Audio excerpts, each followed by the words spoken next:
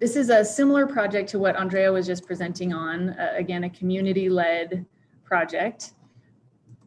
And this is in Northeast Longmont. And so they just had this little patch of land that was sort of collecting weeds, doing nothing, doing not much. And so they thought, but they did have irrigation, and they thought, well, why don't we try to do something with this? So they researched websites, they looked for best practices for Colorado's climate and soil conditions, went through a lot of the same steps as Andrea and her group. They reached out to local garden groups, CSU Extension, pollinator organizations for advice and guidance.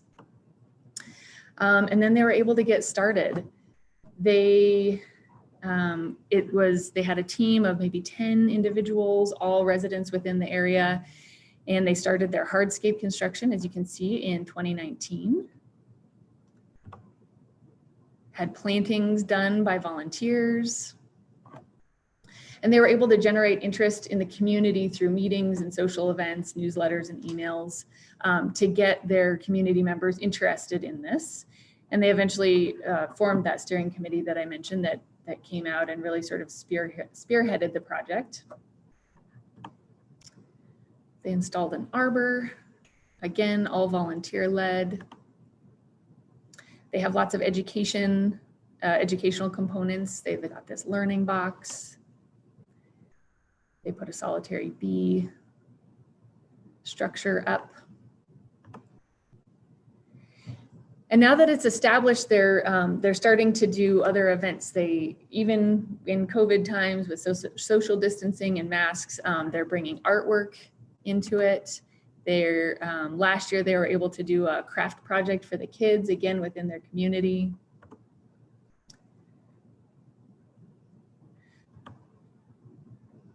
So just a few more photos. They couldn't be here today, but I just wanted to share this effort and their success. Lots of native plants. They definitely utilize Plant Select.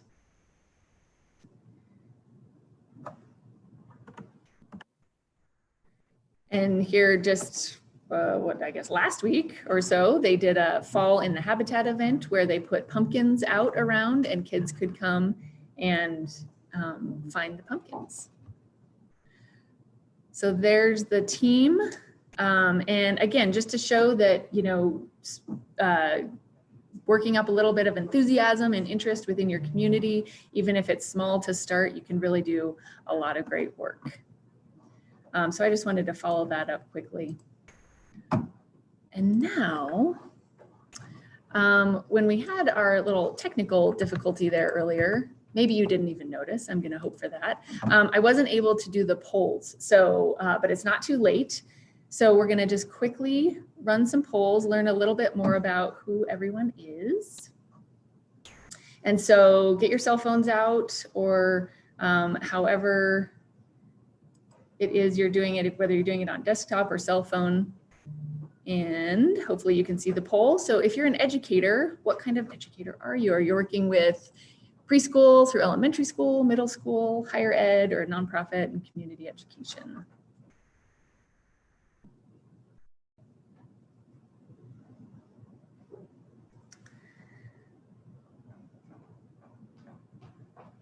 Okay, interesting. Lots of nonprofit and community education.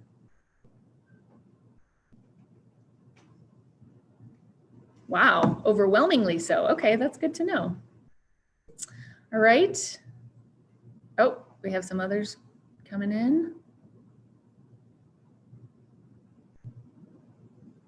Okay. Next, in thinking about your work, what do people, choose one word, maybe two words, but what do people get most excited about when you're doing pollinator education with them?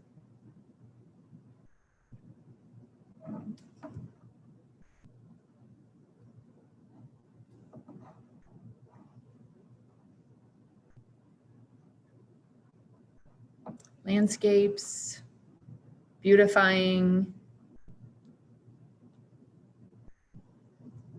pollinators. That makes sense that they'd be getting excited about pollinators. So pollinators, plants, improving landscapes, chrysalids, yes. Though it is fun to see the chrysalids. Habitat, creating habitat, making functional spaces. native plants, bees. Bees do tend to be the highlight for a lot of people. Great. Okay. And now we're just going to, you can keep entering if you want, and results will keep popping up and we can go back and visit those. Now we're going to go to the next one. What do you love most about teaching about pollinators? Cool bugs, butterflies.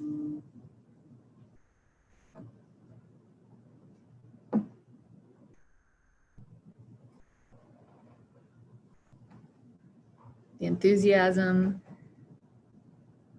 conservation. Feels good to be able to help people understand what we can do to help conserve these species and work for those efforts. Building relationships, awesome.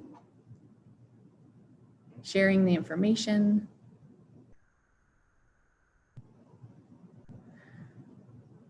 I see someone wrote fear, and I'm wondering if that means helping people overcome their fear of bees and stinging things or creepy crawlies. Mother Nature. That's great. Okay.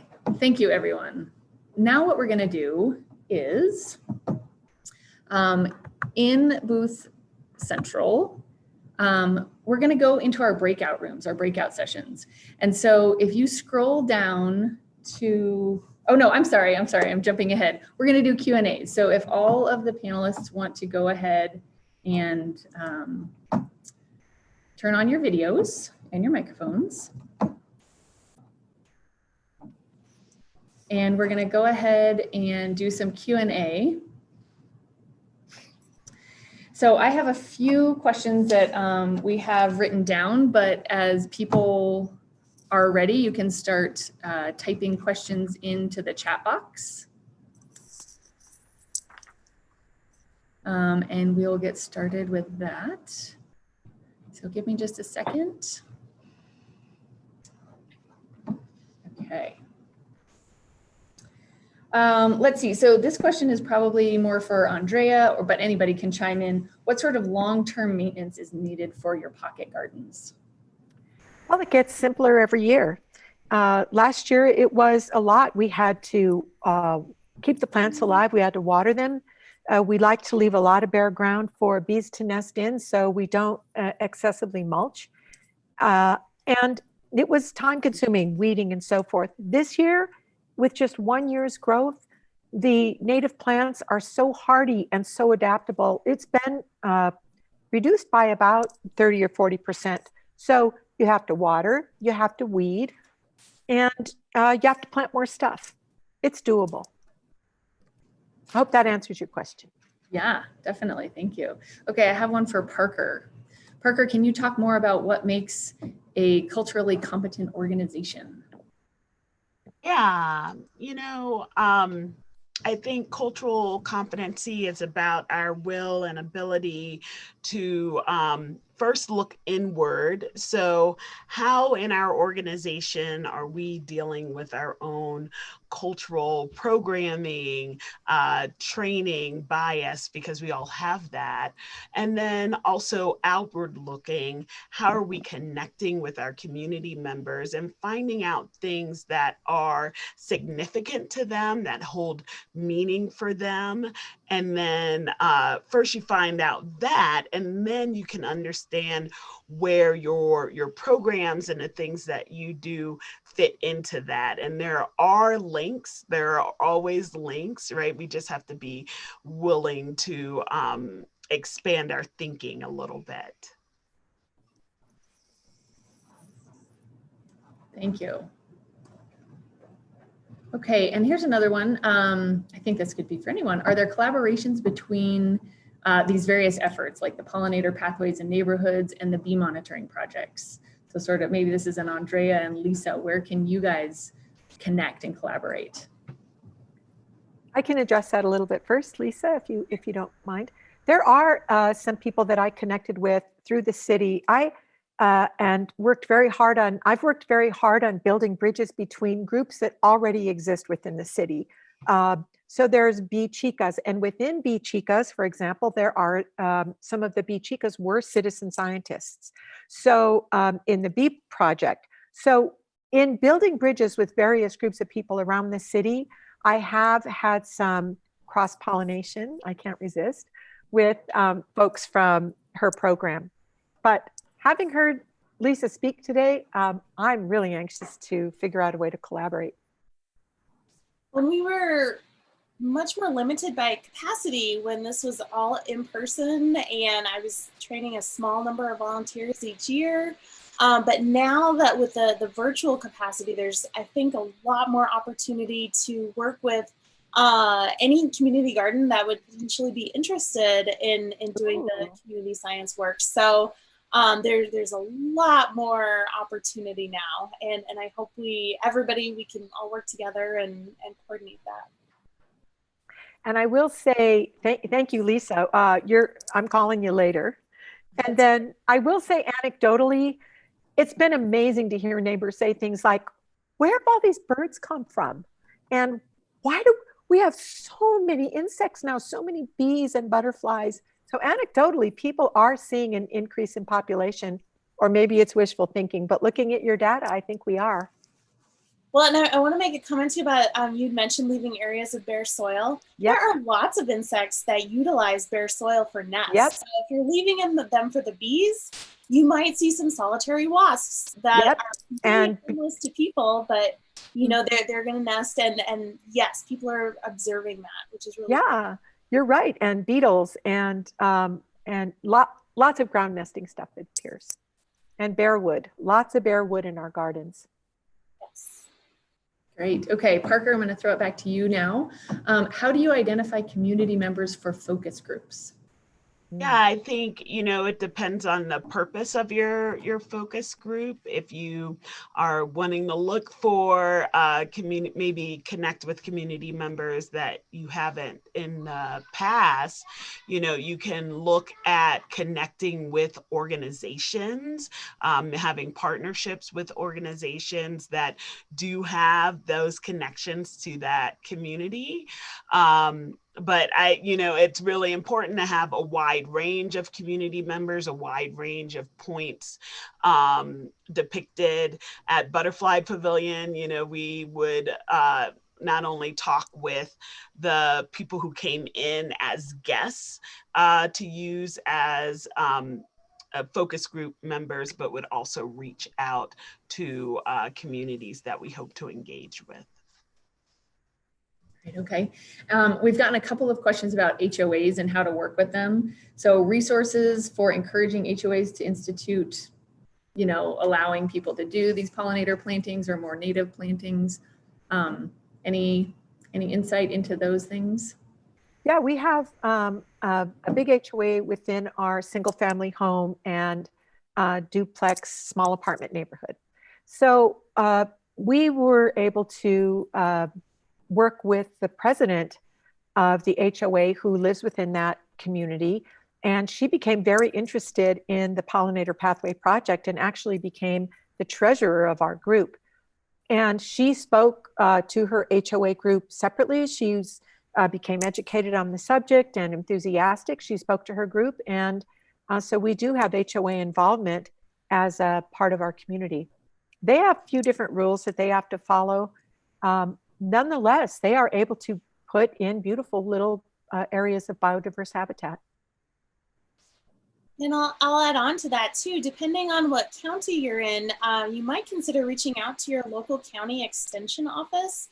A lot of extension offices can do presentations for HOAs, and really for an HOA to change direction, it starts with that education. And I know I've done presentations for HOAs on other things that can then inform regulations and decisions made by the HOAs. So reach out to your local extension office to see if that could be a possibility if you have HOAs that are interested. That's fabulous. Excellent suggestion. Parker, we've got another one for you. It says, Parker, how do you identify, no, where did it go? Sorry. Parker, any concentration around chemical manufacturing neighborhoods?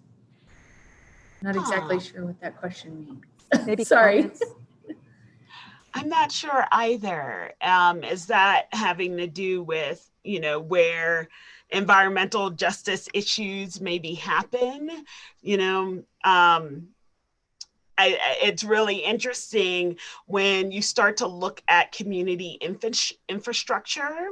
You can look at the ways that communities are situated where we do have concentrations of chemical and manufacturing plants to, you know, see it. That's almost a predictor of whether or not that neighborhood is going to be lower on the socioeconomic scale.